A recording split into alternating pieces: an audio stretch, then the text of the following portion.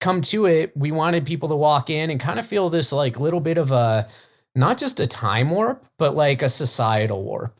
Like we wanted you to come into Larder, experience something from a sensory standpoint that was nearly overwhelming and overstimulated, right? From the smell to the sights to the sounds and everything. So we wanted that to be hyper amped up because eating is a sensual act. Let's discover the Cleveland entrepreneurial ecosystem. We are telling the stories of its entrepreneurs and those supporting them. Welcome to the Lay of the Land podcast, where we are exploring what people are building in Cleveland. I am your host, Jeffrey Stern, and today I got to sit down with Jeremy Umansky, the renowned chef and owner of Larder.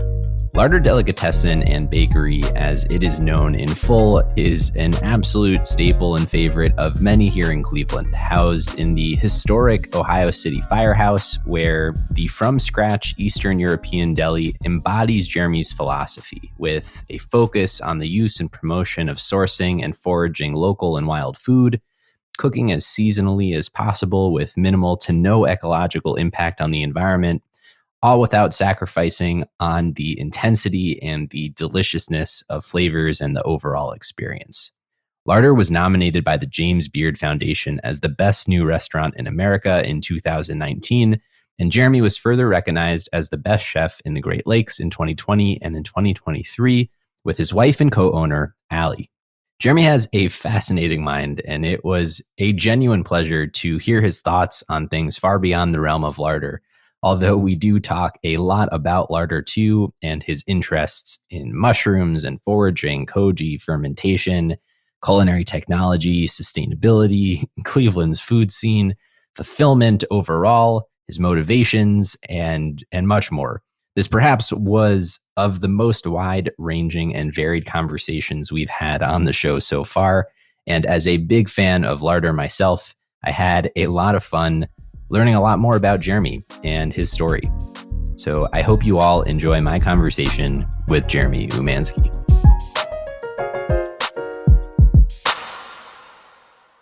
The closing question that I will ask everyone who comes on the podcast is for their favorite hidden gems in Cleveland. And in my back of the napkin math here, my feeling is that perhaps we've got the Cleveland Metro Parks as the most widely loved gem. I'm sure, which is like, duh, that's not really a hidden gem, yo. Well, I'm okay when people call it out because it is pretty amazing. But I think the close second right after the Metro Parks might be Larder. Oh, man. Well, people, myself included, really love Larder. And I don't know if it is so much of a hidden gem anymore since you had started it. But to start, I did want to, let you in on this fun statistic. Thank you. Because there's a lot of love for Larder in the community. My light's a little washed out here, but I'm sure I'm blushing as red as my flannel is. So thank you. So yeah, with that preface, I'm very excited to learn more about your own story and about the story of Larder, and how it came to be one of most beloved Cleveland gems. Yeah, that's a really good question. How did it become to be that? Yeah. And maybe just to set the stage before we dive into all of it, assuming someone tuning in has never heard of nor been to Larder before, what is Larder? Maybe let's just start with that and we'll go backwards. Yeah, so Larder is an Eastern European Jewish deli. That being said, those have been many things in America at different points in time. So we wanted Larder to be reflective of one you would have found sometime in the 19th century, as opposed to the 20th or even the 21st century. So from an aesthetic standpoint, Larder is in a building, a pre-Civil War building that was opened in 1854. So they started construction on it considerably before then. It's in one of the older parts of Ohio City that was existent before Cleveland annexed Ohio City and they became one city. So we kind of, did that sort of neighborhood building. We wanted to find things of that time period. And then we walk in, Larder, we retain as many original materials in terms of like wood and the molding and the walls and stuff as we could from the time period. And then things that we had to bring in, like some of our shelving, our bookcases, that sort of thing, we found things of that period or within it that we could bring in. And the idea was for someone to walk into a space that was going to be brand new and feel like it had potentially been there for 100 years already. I think we did a pretty good job with honing in on that. I would say so. Yeah. I mean, it has a pretty unique aesthetic and just feel to it. And then the whole structure, the Ohio City Firehouse is kind of this like iconic building. Yeah, I mean, it is in itself. So, and we wanted to honor that too. So it's really interesting that firehouse, at least in relatively modern times before it was decommissioned. So it was decommissioned at the bicentennial in 1976. The crews that were working in there were known for their cooking, and they would have like these open party. They'd open the doors and like be cooking, and they had picnic benches set up on the patio there. What we have now is a patio, and they'd eat out there, and people from the neighborhood would come eat out there. I'm also told that this group of firefighters of that time period, kind of like a 30-year block leading up to the house being decommissioned, was relatively known as like a good times party house. So they had a good time there. They cooked food. In fact, one of our neighbors in the area whose father was a firefighter at that station brought us a copy of the Sunday magazine that the Plain Dealer put out.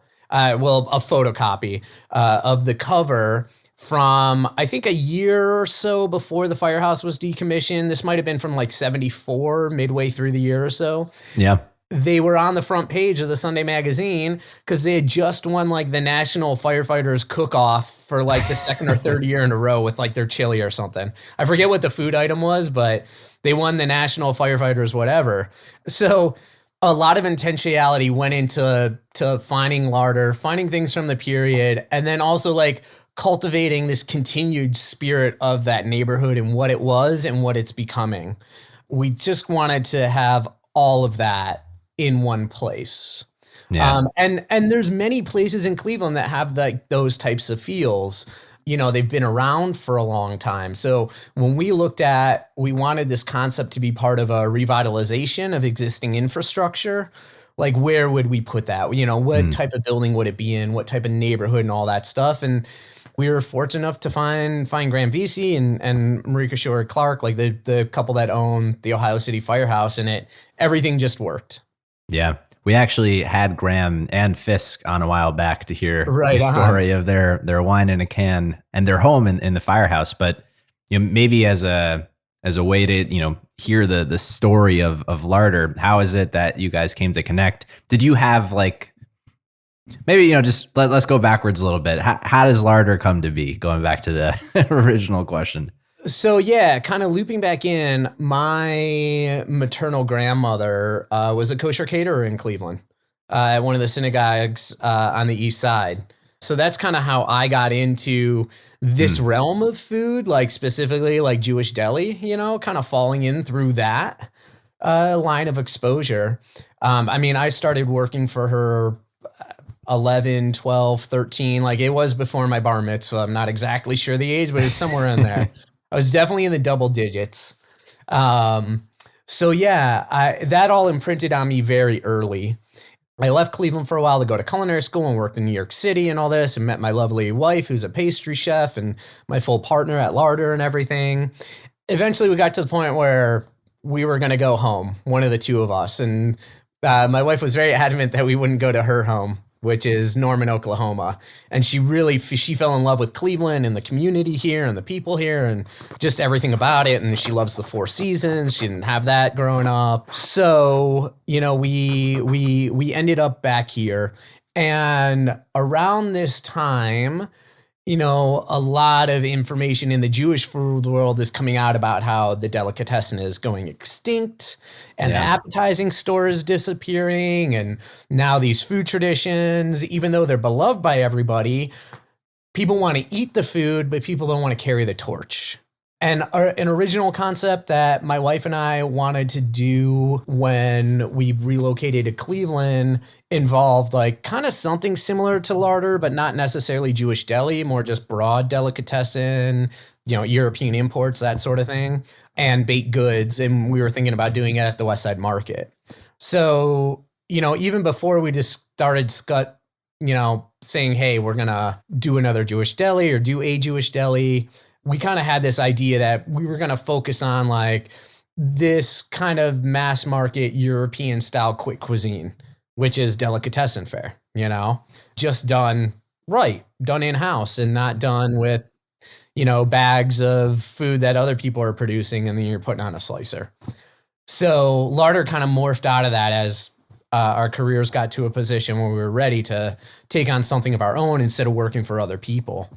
We wanted to also, people are nostalgic for things of a certain time and place, and that's great, but that makes food stodgy and uninteresting and uninspired and doesn't play against seasonality and just natural variance in food and cuisine in a time and place. So we wanted to make sure that while we would use some of these archaic practices and method and technique within food production, that we would still put modern sensibilities on the food we were creating. And it's evident in things like our black and white cookie is not the black and white cookie you find in New York City and New England. It's different, but it's the same spirit, same foundation. We love that cookie, but we wanted more butter flavor in it. So we had to do a different cookie base. And, so there are things that we've put some newer sensibilities on through our lens of where we are and the ingredients we have and the people we feed, so there have been some modern changes to some of that thing, but, come to it, we wanted people to walk in and kind of feel this like little bit of a, not just a time warp, but like a societal warp. Like we wanted you to come into Larder, experience something from a sensory standpoint that was nearly overwhelming and overstimulated, right? From the smell to the sights to the sounds and everything.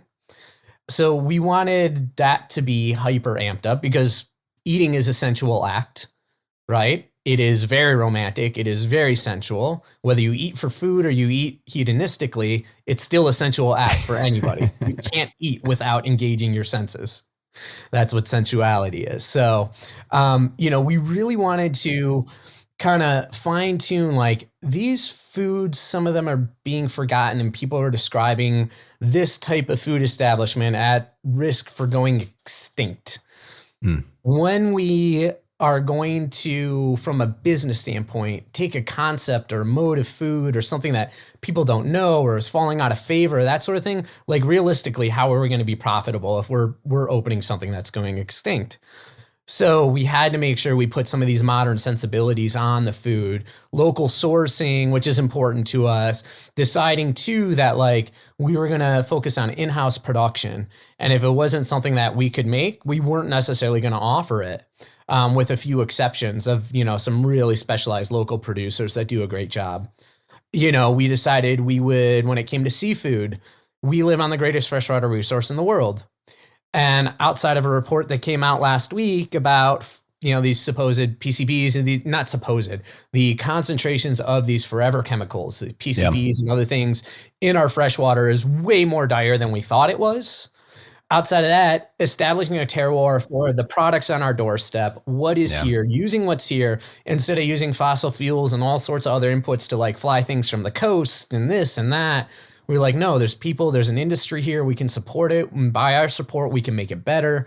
We decided we'd fine tune and dial in on all these things with our modern sensibilities and our approach to economics and food use and not throwing things out or even composting them, like find a way to sell them, get them into people's bodies, just because some old textbook says we can't eat this part of that doesn't mean it doesn't have culinary value in some other application that we can capitalize from an economic standpoint.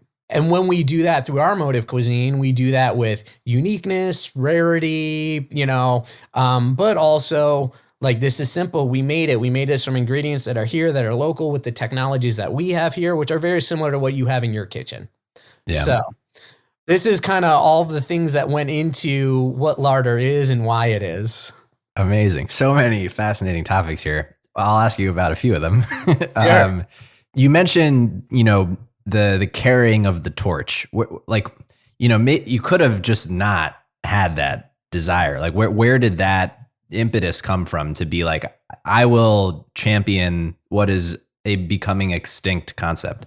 Sure. So I don't know why my brain is wired this way, but I'm wired with a profound attachment to individuals and my species, like humanity. And for whatever reason, I have a shared love for a direct individual just as much as I do all of humanity. And where I feel that we fit into the world, right? Like, everything has a natural order, a balance. Like, we've proven this with harmonization in mathematics and astrophysics. And then we see real life examples of this before our eyes, just looking at our backyard. We see, this scientific concept in play out in the real world, right? We have codified explanation for these things. So through that attachment, and through my lens of being a Midwestern Jew whose family fled persecution several generations back, whether it's the classic joked about Jewish guilt or this love I have for others and humanity, which has always been, for me as a person, has always been easier to love others than myself too. That's we all have our personal defects. So through that, I've really been like, well, if nobody else is going to do it, I could do it. Why not? This could work. I have a skill set to do this one thing that, in the grand scheme of humanity, let's face it, I'm part of a religious group of people, an ethnic group of people we now know. There's some DNA markers that Jews have that others don't, that say they're actually Jewish. So I'm literally part of we could argue, a subspecies of humanity that is about to go extinct. So the more I can do in my time and place to document, to engage, to preserve some of what I think are the most beautiful aspects of my heritage and my personal culture and who I am, through the intimacy and sensuality of eating, like I said, I could do it. Why not? It just made sense with all of these things, right?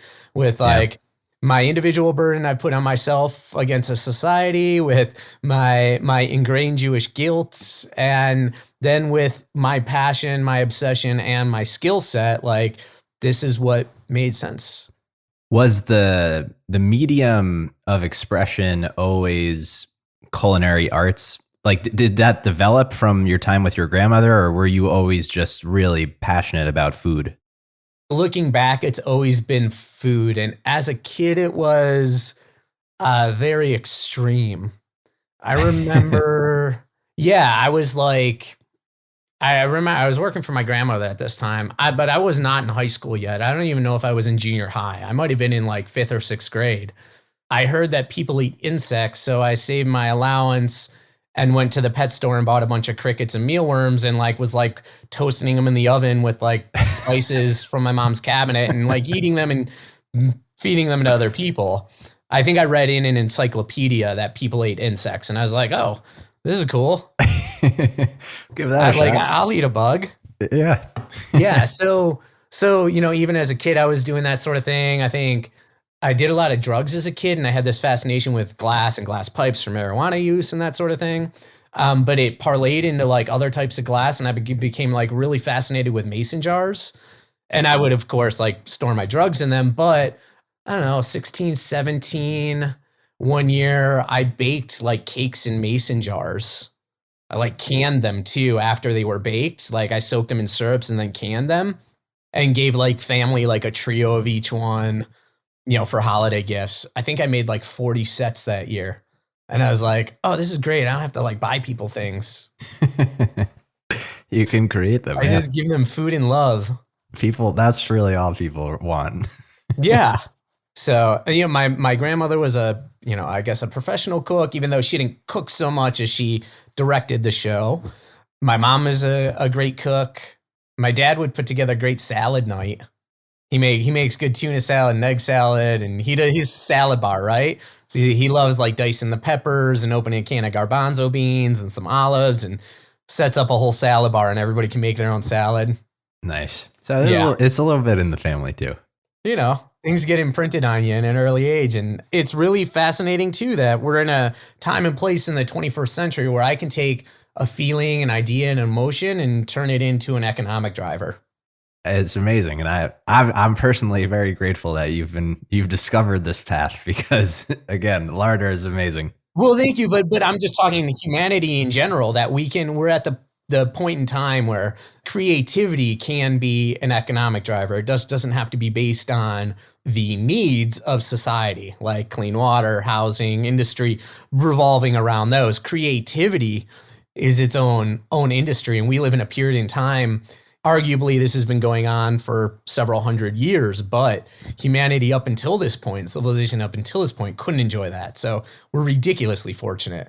Incredibly so. I mean, we were just talking about somebody that can work from home on a beach. Right. They don't have to be anywhere. All the work they have to do is in the nether digital, spaces. And as long as they can upload to there and do what they need to do when they need to do it, they could be anywhere in the world doing anything they want.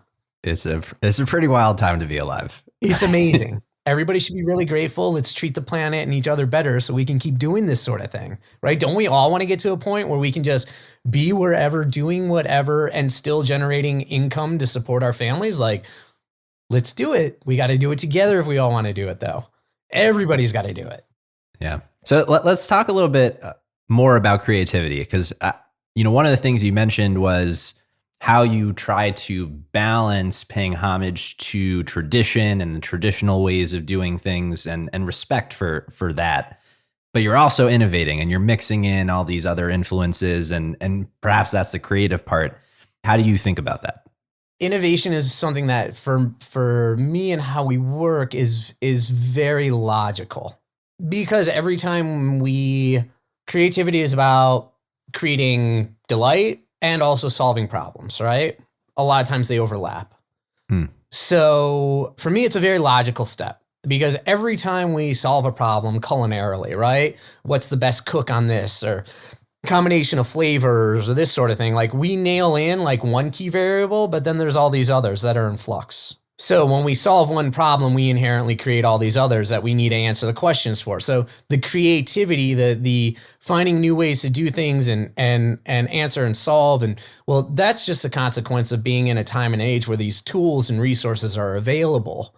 It's also being in settings where tools from one industry weren't necessarily prevalent in another or non-existent. And now we're seeing crossover, like the past 20 years of a lot of medical and chemical grade scientific and laboratory equipment finding perfect homes in kitchens. Things like immersion circulators, water bath holders, sous vide. You can get one for $79 and have it in your home now. At one time in my career, one of those machines cost $1,500 and looked like it belonged in a laboratory instead of in a kitchen. So all of this, has happened during my time and place. So creativity for us, access to simple technologies that we can, because all these complicated technologies were extrapolated from simple ones, right? So we can always go back to the simpler versions of things and find ways that work for us based on what our financial and general resources are. Mm-hmm. For example, I may not be able to afford the $10,000 version of a piece of equipment, but maybe the $1,000 one can do the job I needed to do up to a certain level that's good enough for our quality standards. So, these are things that we dissect, that we look at, and it's not necessarily about making things exciting and new, but for us, it's always about making things more delicious. And in an economic standpoint, it's about efficiency too. So for example, if I invest $2,000 in a piece of equipment called a rotary evaporator, which allows me to remove, it's a distillation machine, but the distillation, we often think alcohol. I can distill water out of something. So for example, if I were to make a demi-glace, which is a sauce we use a lot, demi-glace is simply stock, a lot of stock that's been cooked down to so little. Like we're talking at the restaurant, when we make demi, we will cook 5 gallons of stock down into 1 quart or 1 pint. We remove that much water. Yep. So when we do that in an open pot, it takes a long time. Someone, especially as it gets down to the bottom, there's a lot of solids in there and things can burn, it has to be nursed. Someone can't walk away from it. It's very sensitive. This is hours of work. I can do the same thing in this rotary evaporator under a vacuum where I don't lose any aromatic molecules to the air. So I can keep them all in the food itself. Inherently, before I've even started, my food will be 30% more flavorful than boiling this out in a pot because I'm doing it in a vacuum. And time-wise, it takes me maybe an hour to do the same thing that it took me 12 to 16 hours to do the conventional way. I can do this with a $2,000 piece of equipment, and this isn't the only thing I can do in there. I can do so many other things. That's just an example. So we can harmonize modern equipment and sensibilities with all these archaic traditions, flavor profiles, rooting in recipes, put all these modern efficiencies on these, and really be working a 21st century kitchen in a space that looks like it's out of 1850. This is where we are looking at, progression of innovation and what it means. So many people have innovated. I think the innovative part now is the proliferation of information and data and technology to wider groups of people. That is the innovation. That is the advancement of humanity. This is why the printing press is the most important invention ever. And you can't argue that. Well, so someone said, some wise person, I don't know who said it, but the future is here. It's just not evenly distributed. Exactly. And the future has been here. So, that's where we feel a lot of our innovation is bringing more delicious food through innovation and technology to you with these archaic and rooted cultural sensibilities. So, that's where we look. If we're considered innovative for saying that we live in Cleveland and we will only source fish out of the Great Lakes, because we've been showcased by this fish council and that and written up about that sort of thing too. If that's innovation of saying like, no, I'm going to use what's in my backyard because it's delicious and it's really, really low impact on everything else in the world compared to, other ingredient inputs. Like if that's innovation, okay. Right. It doesn't need to be complicated to be innovative. It doesn't need to be complicated. Like I said, a lot of these things for me are just very logical. It makes sense to only use seafood out of the Great Lakes if my restaurant is literally 3 blocks from the greatest freshwater resource in the world. Like why? Right. I mean, the things that have worked for thousands of years, you should expect to continue. You don't need to create all this new stuff. Yeah. Which actually, I know another influence that you have, and I'd love to hear about it and how it's kind of layered into the Larder technology stack, if you will, is your interest in foraging and fermentation. As kind of a separate strand here. Yeah. I mean, and luckily for me, like as far as career-wise go, like the foraging was something, even as a little kid, my mom knew like half a dozen plants that just grew in the garden or the grass. She was a very active gardener. So she knew a few of the quote unquote weeds that were edible. She knew the local blackberry patch. She would take us to go pick in this little, thicket and eat blackberries up the road. And so that was kind of, even though we didn't do mushrooms or do a lot of stuff, that all was like, as a little kid, like, yeah, there's food everywhere. It's just, we got to go to this trail to the berry patch or, this part of the yard for what she called lemon clover, which is oxalis wood sorrel, so that was always there. The fermentation, the meat curing and all this stuff and working with molds and everything. When I was in culinary school, I was doing a lot of stuff. I was a full-time student. I was pretty close to a full-time land manager of a vegetable farm that did a lot of work with the State Ag School in New York, which is Cornell. So we did like seed testing of new hybrid varieties, but we also did seed saving of old heirlooms and all this stuff in between. So I'm like working with like plant development for like flavor and taste. I'm working with a mycologist because we were like, well, what if farmers learn how to identify like 5 species of mushrooms concretely? And there was a verification program so they could like get these on their property or even help them in their fields because there's mycorrhizal inoculants that help with the soil. And then the mushroom comes up and you got food too and all this stuff. So I was working with Bill Bakaitis on that. He was a mycologist out of SUNY New Paltz, farming. And at that same time, I met a gentleman named Sander Katz. Sander's not a chef. He worked for the city of New York in like urban development or something like that, urban planning. And a series of events in his life brought him to fermentation. And he is now known as the inspiration. I know he hates the term grandfather or godfather, but many people consider him that of the modern fermentation revival and movement we've seen over the past 20 years. At least in the Western world, it can be taught, brought back to Sander and his writings and everything he does. So I was literally doing all these things at the same time. I was killing animals on farms, slaughtering animals on farms and butchering them and learning about charcuterie making and aging meat and all this stuff. And it all happened as I was getting this formal culinary education. And it just made sense to me that like all these things go hand in hand. They all synergize with each other. They all go hand in hand. One technique can benefit another. And over time, we've developed something where and now I'm running a restaurant where our food cost hovers around 17%. The industry restaurant standard is 33%. Wow. Yeah.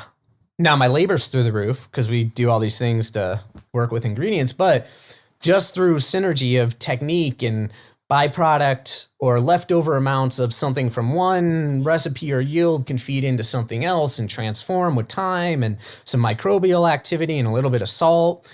We're able to pretty much not throw anything away, or I should say we don't even throw organics away, we compost them, but not even compost organics until we've gotten a multitude of uses amongst many different components of any different ingredient. So that's I guess the non-hour lecture version of kind of how all that met and harmonized together and like why Larder is the way it is.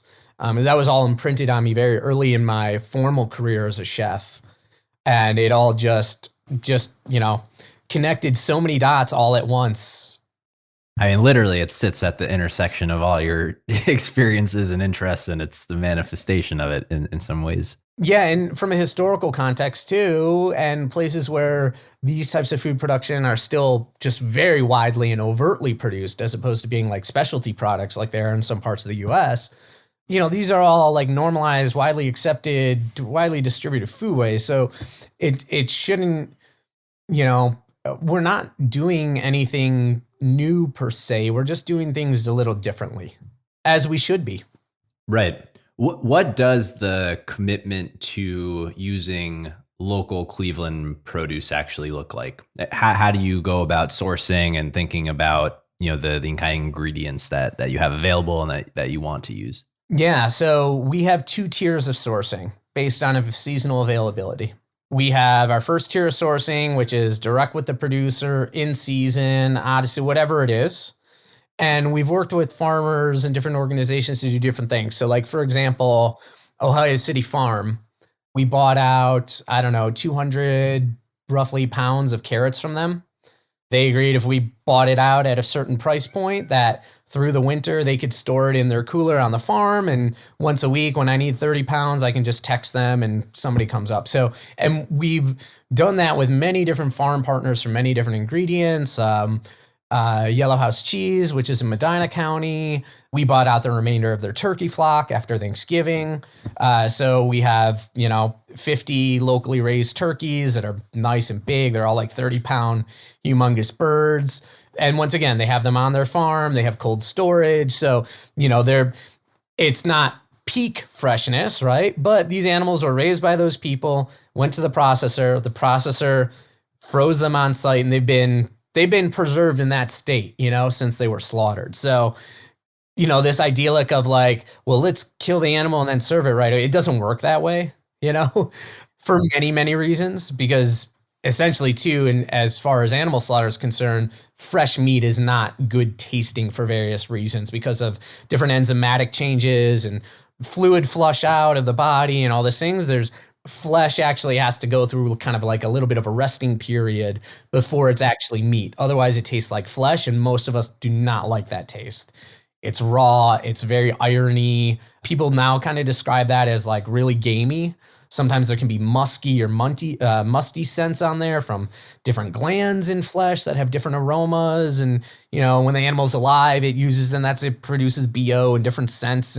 But those tissues originate in the muscle, and sometimes they got to shrink up and enzymatically change and all this. So, there's a lot that goes into kind of, what we're going to do, how we're going to source, but we try to create partnerships with any of our farmers and say, if you plant this or raise this, like we guarantee we'll buy it, this much, or we'll say to them, if you're happening to do this, we don't want to see you lose money. We want to get a good price. End of the close of a season, a lot of farmers raise things specifically for seasons, lamb for Easter, turkey for Thanksgiving, that sort of thing. If we can go to a farmer and say, hey, listen, anything you have left over, we love your quality, we love what you're doing, don't worry about your leftovers, we'll buy them if we can come to a storage solution. And that works out really, really well with a lot of partners. So, not everything is always like as local as we want it to be. So we have different kind of specs based on some industrialized produced foods. So we do get certified Angus beef.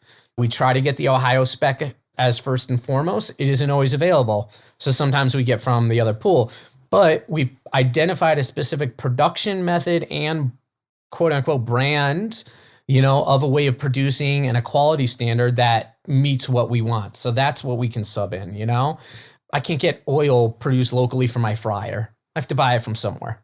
There's some of these things. We like vanilla. Vanilla doesn't come from here. Right. We do. There are plenty of things that we use outside of our sphere. But when we use those things, we try to use them in really appropriate and impactful ways. And if there is a season to things where they do come from, we try to get them within that season. But yeah, we're using as much local as we can at any given time. And during growing season here, we buy as much as we can, and we do various things like we'll make a sauce and we'll freeze it. We preserve things in different ways. We dehydrate them so we can reconstitute them later. We do all this stabilization manipulation with these ingredients so that we can use them as much of the year as we can without having to be like, oh crap, now I got to order tomatoes from California because it's not local season or something like that.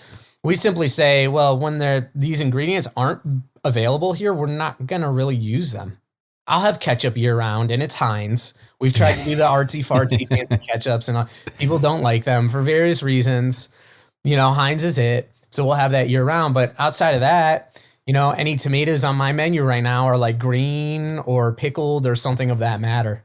Yeah. Well, that's, I think one of the fun things is there's always something different. You have staples, but it's, whatever you have access to, it kind of determines what you can offer.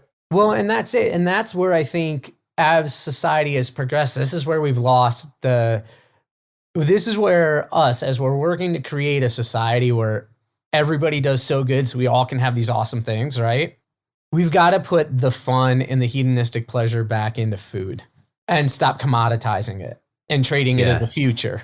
Say a bit more about that, because I want like the funny joke version of that is the sexual leanings of your Instagram posts. But like, is that what you're getting at, or like? Well, no. What I'm getting at is like a larger structure. Like we've got to take food subsidies that we as taxpayers say for our government to put into certain areas. We got to take them out of like corn and soy and switchgrass and that sort of thing. And we've got to start, maybe not even completely take them out, but start putting some of that money into like tomatoes and lettuce and fresh meat for people that don't have access to it. And, we complain about the true cost of food and inflation and what it is to go dining. The true cost of food, oh my God. If wheat and soy and corn production were not subsidized in America, do you realize how expensive these things would be? I don't think I do. No. Yeah. I mean, magnitudes of tens to 100 times more expensive than any of them are now. So, and in some cases, we have the federal government paying farmers not to plant specific crops or grow nothing at all on their fields so that they can qualify for some of these subsidy programs and this and that. So we've just got to put that money into smarter locations, if we're going to feed people. And if we want to recognize that, like, economically, a tomato could make a lot of money, we've got to start restructuring our food systems too, because we've got to put deliciousness first. That's the only way we can really charge more money for the things that we create. If they are that much more delicious than something else, then we can truly do it. So we've got to get back to food systems that focus more on deliciousness instead of transportation and shelf stability, right? We pick tomatoes when they're green in the field and we put them into big trucks that are filled with ethylene gas to ripen them before they get to the grocery store. And because if it's a forced ripening, it doesn't happen with on the plant and the sugar development and all the flavor development, it's all different, right? It's just an aesthetic ripening, not a deliciousness. It's not a quality standard. It just means we can ship them without bruising them when they're ripe and soft and everything and get them to the market and make our money. Well, if we kind of realize that we should probably eat as seasonal as we can based on where we are, and we can enjoy foods from other places, as kind of a treat or not a normal thing all the time. We can still have our Great Lakes version of cuisine from Oaxaca with some preserved tomatoes instead of some fresh ones. Like we can still create those great tacos and all that stuff here. We just have to think about how we're doing these things differently and use what we have, right? Or create great systems that are going to allow us to have more without doing any damage to the outside world. Simple things like putting covers on our crops, so literally putting a blanket on your crop will allow you to grow lettuce in Cleveland right now. It's that simple.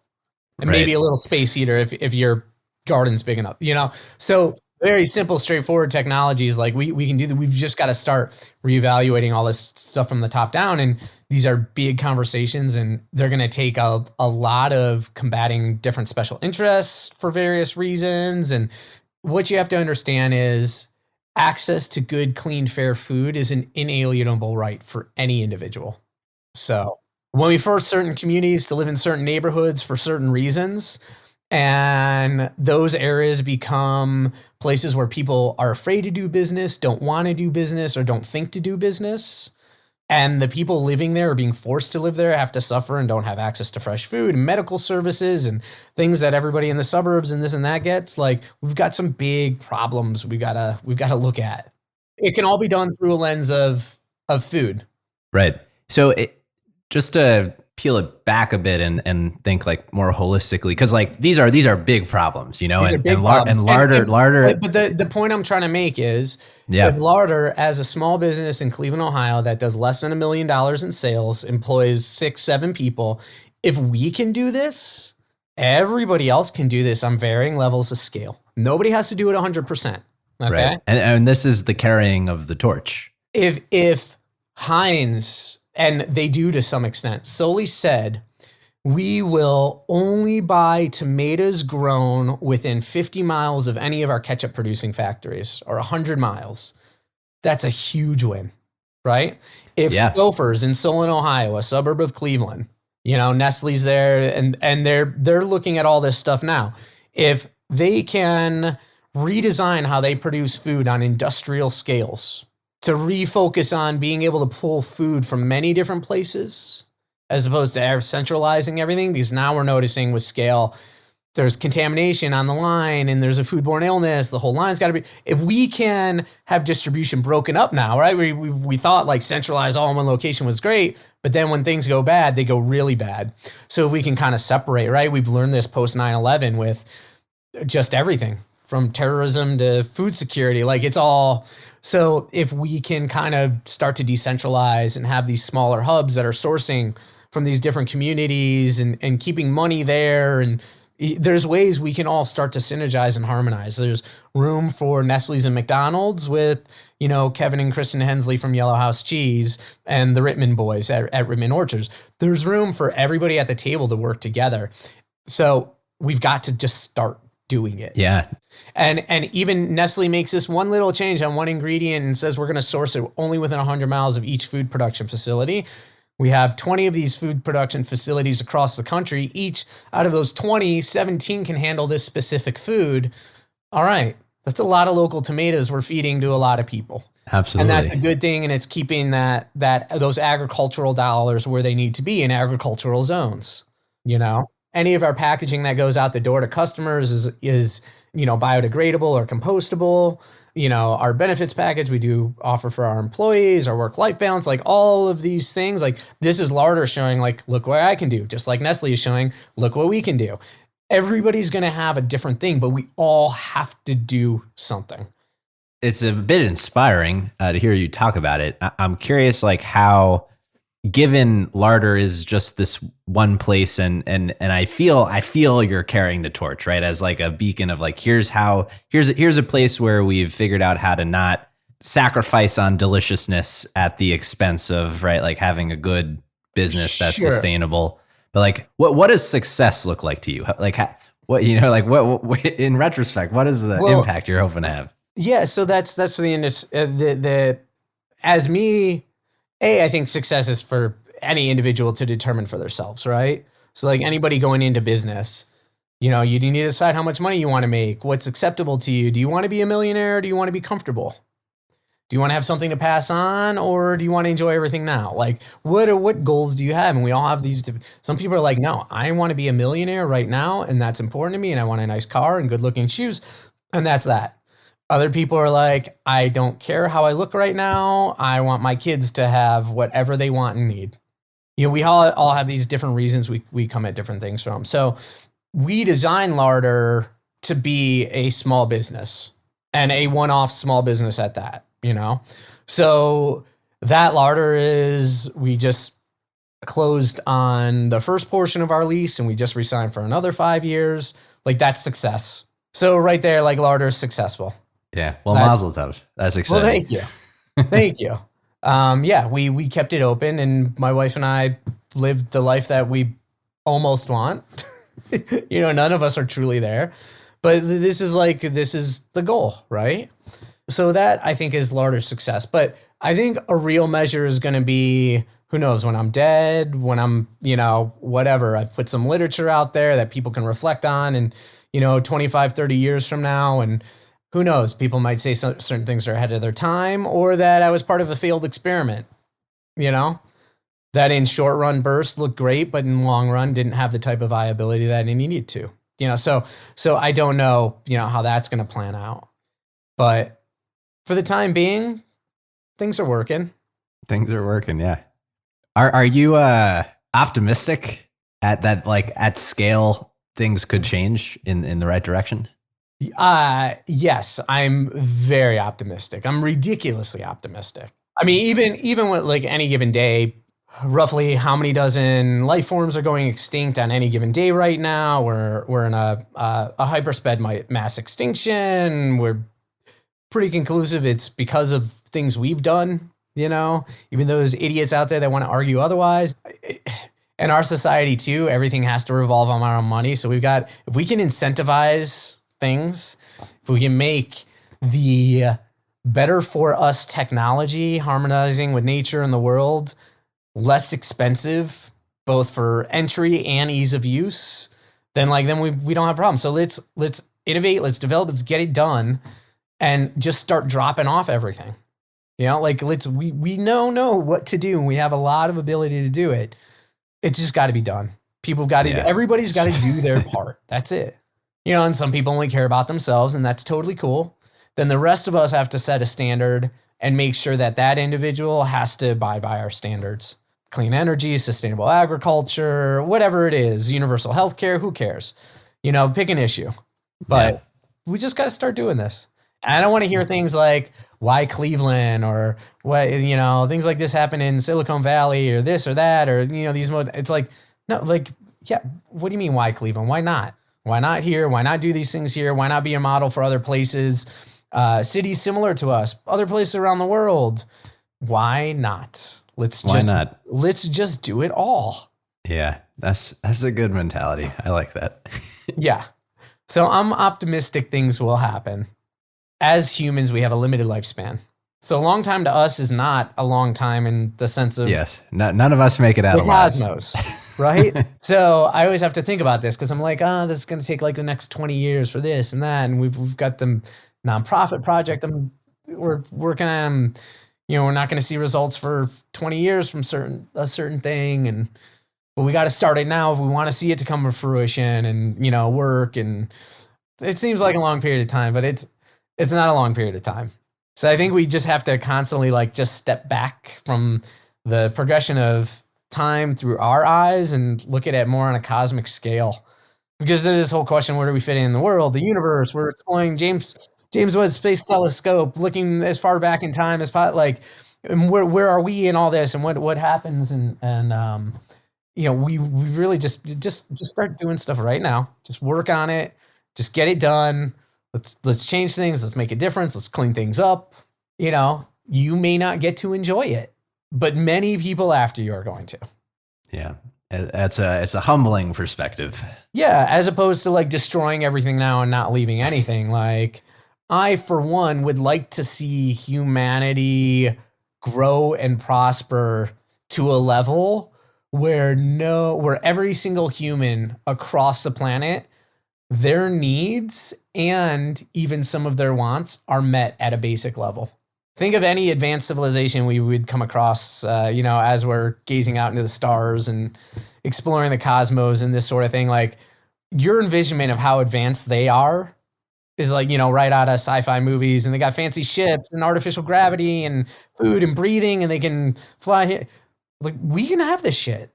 We could do it. Yeah. We can do it. I don't know if you've ever read or encountered Buckminster Fuller. This is a strange rabbit hole I'll take us on for a sec, but he's just kind of like this mad lad of a human being Yes. in his scientific explorations. But he had this line, and again, I'm going to butcher this quote too, but it was something like, we are the stewards of this vessel, meaning the earth, that our descendants will inherit. And it is a sobering responsibility, considering our descendants comprise of infinitely many generations, if we operate responsibly. Yeah.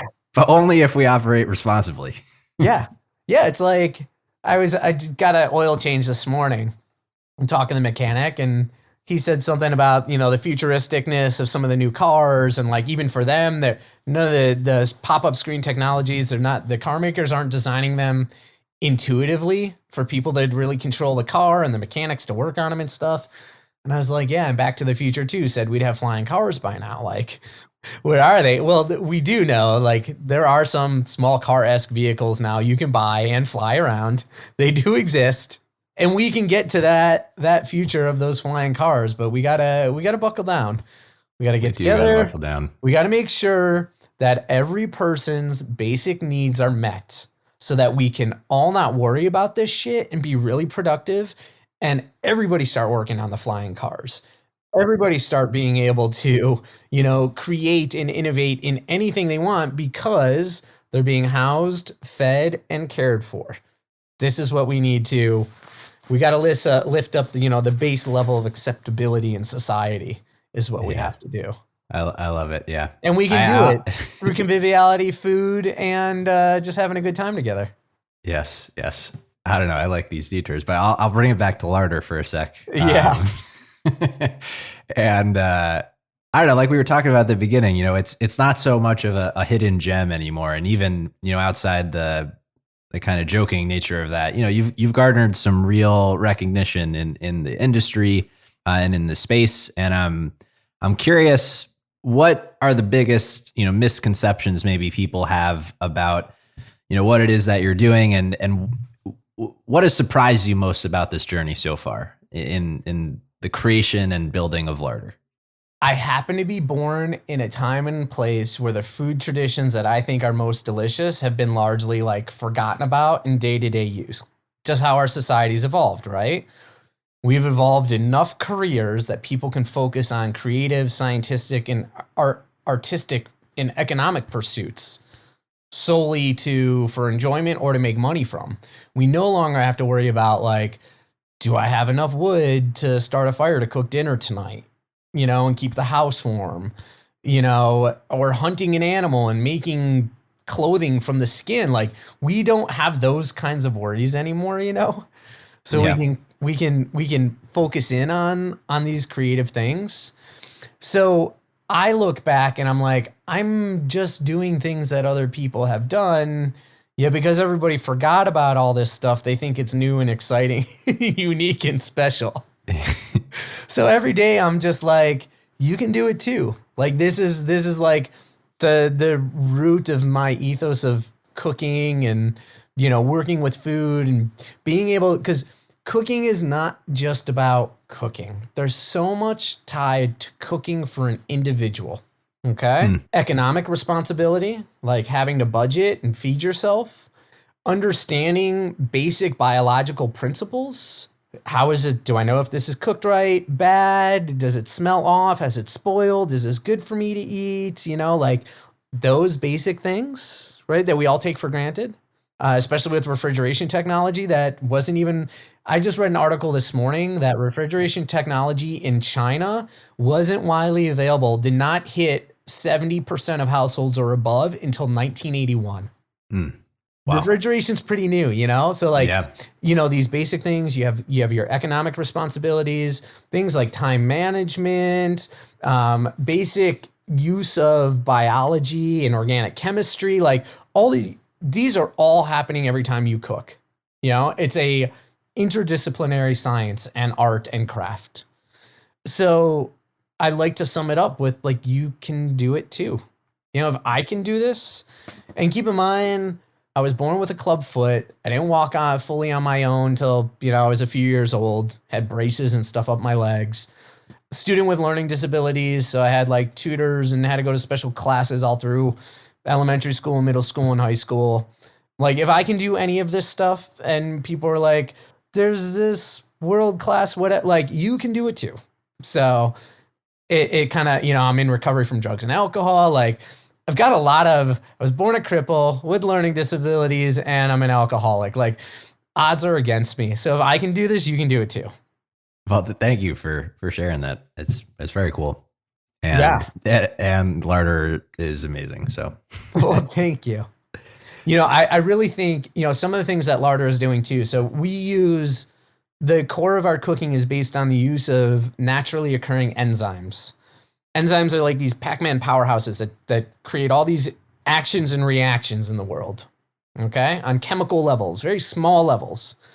The next, I think, phase of cooking in the 21st century is going to be enzyme optimization, because through this type of cooking, we can create to infinity based on whatever expression a chef wants. And we can actually create food that's more flavorful, more delicious, and has more bioavailable nutrients for our bodies to use instead of ones that can potentially just pass through us. So we can help create diets that are more nutrient dense, essentially, allowing the body to absorb more nutrients in a food that it normally couldn't work out of a food. So in actuality, in the long run, people actually have to eat less food from a volume standpoint, because we can unlock all these things in the food on a microscopic level that our bodies really need and that maybe we don't get or get enough of, these sorts of things. So I really think the next 10 years, refocusing on techniques that take advantage of using these enzymes, whether they're found inherently in an ingredient or added through, most commonly, different types of molds and fungi and single-celled, beneficial bacteria have them. That is going to be the biggest thing in cooking, I feel, in the next 10 years. And that's where we are rooted within our cuisine. Yeah. We've hit every order of magnitude in this conversation, from the cosmos at a macro level to the micro, biological underpinnings of it. Yeah. See, my problem is I think about all these things all at the same time constantly. So I'm like, honestly surprised I ever get anything done. Yeah. Well, let's bring it to Cleveland as we wrap up here at what a lovely place. Isn't Cleveland amazing? Frankly, we need more of that kind of championing spirit. I think there's a, and let me, I know we're trying to bring it local again, right? But like, big picture, the UN climate report that they just released recently, pretty much says that given or take sometime in around 2050, plus or minus a decade or so, the Great Lakes region is going to be the one part of the U.S. that's somewhat insulated from the drastic effects of climate change. So it's a hedge. They're forecasting for our population to increase by 6 or 8-fold by 2050 of people fleeing wildfire fires and damaging storms on the coasts, droughts in the middle of the country. People are going to start flocking to the Great Lakes. Cleveland is right on the Great Lakes. Yeah, if someone is looking to set up long-term, sustainable, viable infrastructure for an influx of people, Cleveland's a great place to start doing business right now. Right? It's a great place to raise a family. It's geographically stunning. And it is. You can be anywhere. I'm going to say anywhere in Cuyahoga County, which for those listening that aren't from Cleveland or the Cleveland area, if you live in the county that the city of Cleveland is, you say you're from Cleveland, because there's all these little villages and hamlets and little towns. And outside of Cleveland, who knows what Parma Heights is, and Solon and Gates Mills and Avon Lake? Nobody knows. You say you're from there, Ohio. So everybody, if you're from Cuyahoga County, if you're listening, you just say you're from Cleveland, even if you live 30 minutes away from downtown. But you can get anywhere in Cuyahoga County in 30, 35 minutes. It's great. I lived in New York City, man. There'd be times just from our apartment in Brooklyn, if we wanted to go upstate for the weekend or something. So it was like a 11-mile stretch from our apartment in Brooklyn to the border of Westchester County, right outside New York City. There'd be times that would take us 2.5 hours. Oh yeah. It's I grew up in New York as well, and so so the fact that no matter where you live, south, north coast, east, west, you can be anywhere in Cuyahoga in 35 minutes. Cuyahoga County, city of Cleveland, and it's amazing. And within that 35 minutes to go from the heart of East 4th Street and bump and party, urban lifestyle awesomeness, right? Arts, culture, entertainment, drive 30 minutes south and be in the middle of the Cuyahoga Valley National Park. That's pretty special, man. It is pretty special. It's pretty amazing that we can have that duality in under 30 minutes. So there's everything here. Major sports teams. We got every major sport here, Yeah, all of them. The Rock and Roll Hall of Fame. We've got the Cuyahoga River. It's a national success story. It went from regularly catching fire. Imagine how much petrochemical, flammable things have to be in water to actually set the water on fire. And roughly now you can eat fish out of there. Not a lot all the time. But we went from a burning river to something that supports an organism that we could eat and not die right away. Well, that feeds your optimism. Yeah, but that's an incredible success story. No, right? absolutely. Absolutely. We have plenty of other things we got to clean up and deal with, but it's happening in Cleveland. That's certainly an improvement. Yeah. Yeah, that's an improvement, right? Right. It was really bad and then it got better. Yeah. And let's please stop calling ourselves the Rust Belt. I'm working on this big writing project right now, and it's all about, people are using this term food waste, right? How are we going to solve this food waste? All this extra food we have, it's waste. Waste is trash, is garbage. It's food misuse. We can't call it waste and then be like, I'm going to feed you that waste. Nobody's going to buy into that shit. Right. Different branding. We can say when you misuse your ingredients, this is when we have a problem. Here's how you don't misuse them so that nothing is left over. So trying to do these things, you can do them all in Cleveland. You can take a holistic approach to business in an area that's going to be relatively insulated from the effects of climate change that are really coming to a lot of people and they need to flee from. I just think of how many people, me as a business owner in near downtown Cleveland, the amount of people I meet that have relocated to Cleveland during the pandemic from Chicago, LA, New York, big cities, whether they're boomerangs coming back home or some other tie brought them here. I'm meeting a lot of people relocating already. And that was just a puny pandemic, Right. That's nothing compared to, the San Andreas Fault ripping open and tearing California apart. That's going to happen sometime soon. Different scales. So Cleveland's a great place, whether you're into arts, you're into culture, you're into the natural environment, whether you want a good place to raise a family with whatever your values may be, and tolerance for others. Cleveland's a pretty good place, man. As far as Midwestern middle tier cities go, I'd argue we've got a good amount of diversity, different ethnic populations that share who they are with the rest of us, so we can experience them and celebrate them in our community for making us stronger and better. It's a great place. It is. And perhaps the perfect segue into the traditional closing question that I have, which is for a hidden gem in the city. Okay, so I'm hoping I'm about to give you one that you haven't heard before, but I could be totally wrong because it's so awesome. I just don't know why more people don't talk about it. The Cleveland Aquarium is great for an aquarium of its size in a city of our market. It really is. It's immersive. They have great displays there. They have a wide variety of fish.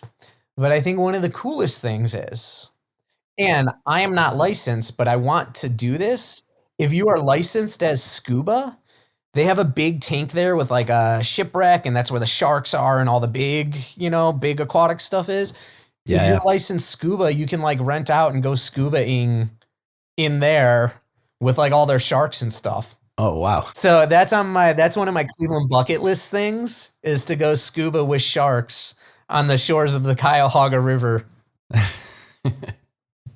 I love that. I think that might be a first. Yeah, I really want to do it. It's in the old Powerhouse building, which is a cool historic building, down in the flats there. And so I say, if the hidden gem would be scuba diving with sharks in the Cleveland Aquarium. In the Cleveland Aquarium.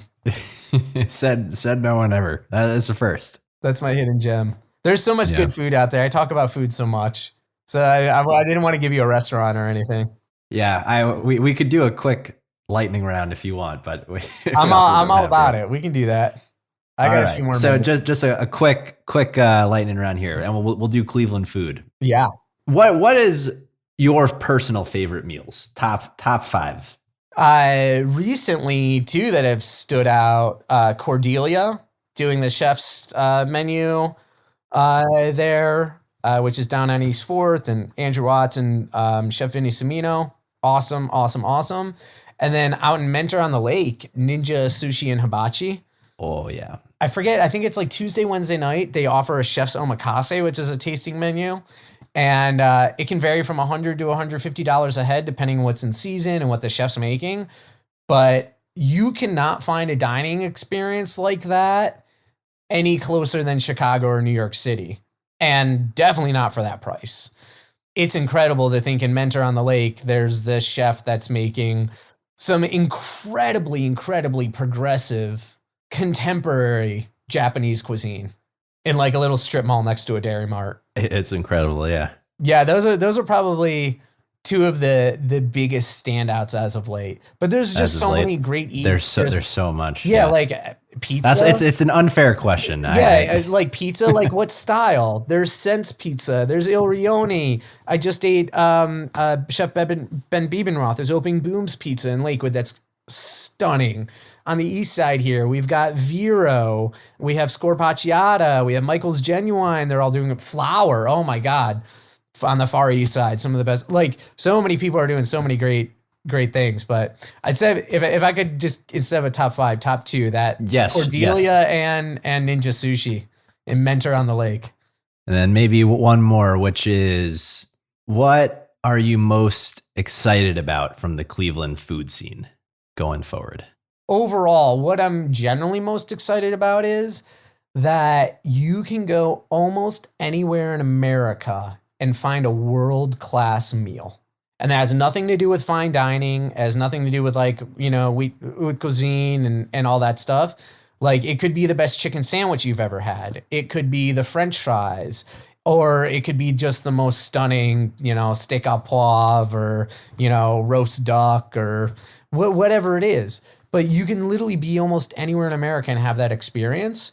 And what I'm most excited about is, more often than not, some places you really have to seek it out, and it whether it's well known or not, more often than not, I can blindly go into some place in the Cleveland area and have what I consider someone who's creating food at the top of their craft with skill, love, attention to detail, no matter what they're making. I find that more often than I don't find that. And that's what I'm most excited about in Cleveland, right? Like you can only get off the ground as far as the bottom rung, or the chain's only as strong as the weakest link, that sort of thing. So seeing that more often than not, I can get, and world-class food, means like food cooked passionately by consummate professionals, right? That's what I mean. People who are putting their all their resources, financial and internal, into that, making something beautiful, whatever it is. More often than not, I go into a place in Cleveland and that's what I find. So my prediction is more and more, that's more of what we'll find. And eventually there's not going to be any of this talk about what's a Midwestern diet. They're all eating cheesy potatoes and chips and, they just eat beef and corn, Yeah. It's going to be like, no, man, like we're as much of a melting pot and as much as a metropolis and we're as metropolitan as any other of the big areas, we're as off the grid as all the small areas, and we've got it all for everybody. That's what I'm super excited about. It is very exciting. And with that, I feel though we have to do a better job with our branding and championing of the Polish boy. That is a good sandwich, and I don't think it gets the respect it deserves. It's a great sandwich. It's more than a good sandwich. The problem is, I don't think a Polish boy is as uniting in Cleveland as it once was. So you used to be able to get it at a soul food cafe or at an Eastern European place and everything in between, And I used to find like Polish boy flavored pierogi and that, like, I don't see a lot of that stuff anymore. I don't see, the Polish boy isn't, and I think what it is we all have this ethos of like what the Polish boy is, who made it, what it should be, that like anytime anybody does their own spin on a Polish boy or just makes a Polish boy that they would like, everybody's like, that's not a Polish boy. So stop fighting amongst yourselves. We don't all have to be best friends. Rally behind the Polish boys. Yeah, we all don't have to be best friends, but we've got to know each other and get along enough that like if I happen to graze your arm when I'm walking past you, you're not going to be like, "What's up, bro?" You're going to be like, "Oh, excuse me." So the Polish boy definitely needs definitely major uplifting, but I think that's one of the problems for whatever reason. And I don't feel that any other food in Cleveland is judged as harshly. Yeah. I mean, maybe it's because I don't know where where the name comes from at all, but it is a Cleveland food is my understanding. Yeah. The name kind of comes from the hot dog you use is called a Polish sausage. And a Polish sausage in the Midwest is an all beef sausage that was heavy on black pepper and other spices in a natural casing. And they're a bit bigger around than a hot dog. So Polish sausage is a style of sausage that's made in like Poland and Germany and Ukraine. Just here it became known as the Polish sausage for some reason. And then someone made a Polish boy, I forget what restaurant was first. I used to know all this. It used to be locked in here. It probably still is someplace. Somewhere. We're the first restaurant to do it and popularize it. And I mean, it's just a brilliant food. Amazing. Yeah. Really, really good. Yeah. Yeah, it's fantastic. So, Jeremy, I really appreciate you coming on and giving us your musings and perspective on life and Larder. This was awesome. I hope it was everything you expected, Jeffrey. Thank you for your time, man. So much more. Yeah. If folks had anything that they wanted to follow up with you about, other besides going to Larder. Yeah, just come to Larder and say hi. Yeah. Perfect. That's all I got time for now. I'm like, I do all the social media and everything. And I'm like, a requested message, I don't even open. I just can't even get to you right now. Yep. Yeah. Well, so just stop in, say hello. Say hi. I'll shake your hand. We can talk, maybe sip on an egg cream together and, it'll be all good. Well, thank you again. Jeffrey, thank you, man. That's all for this week. Thank you for listening. We'd love to hear your thoughts on today's show. So if you have any feedback, please send over an email to jeffrey@layoftheland.fm or find us on Twitter @podlayoftheland or @sternjefe, JEFE. If you or someone you know would make a good guest for our show, please reach out as well and let us know. And if you enjoy the podcast, please subscribe and leave a review on iTunes or on your preferred podcast player. Your support goes a long way to help us spread the word and continue to bring the Cleveland founders and builders we love having on the show. We'll be back here next week at the same time to map more of the land. The Lay of the Land podcast was developed in collaboration with the Up Company LLC. At the time of this recording, unless otherwise indicated, we do not own equity or other financial interests in the company which appear on this show. All opinions expressed by podcast participants are solely their own and do not reflect the opinions of any entity which employs us. This podcast is for informational purposes only and should not be relied upon as a basis for investment decisions. Thank you for listening, and we'll talk to you next week.